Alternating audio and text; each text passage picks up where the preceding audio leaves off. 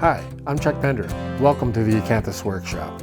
I've been a period furniture maker for as long as I can remember, and you might recognize me from my guest appearances on Rough Cut with Tommy Mac, and I've written dozens of articles for a very popular woodworking magazine, but what I'm most known for is the period furniture that I've made for customers all over the country.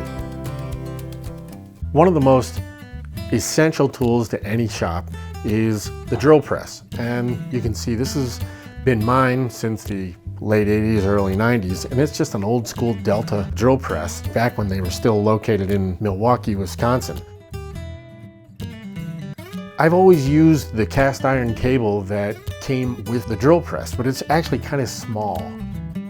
And when I needed more space or more support, I would occasionally clamp down a scrap of plywood, and then I would throw on just an edge clamp to help use it as a fence.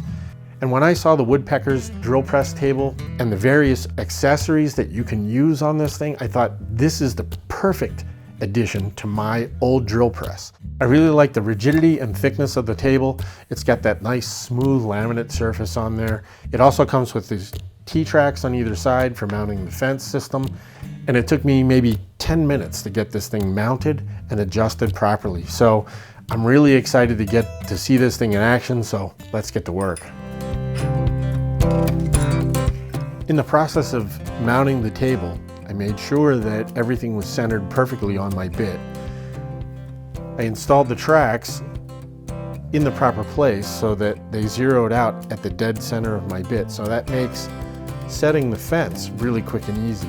I can bring in my flip stop right to the 4-inch mark.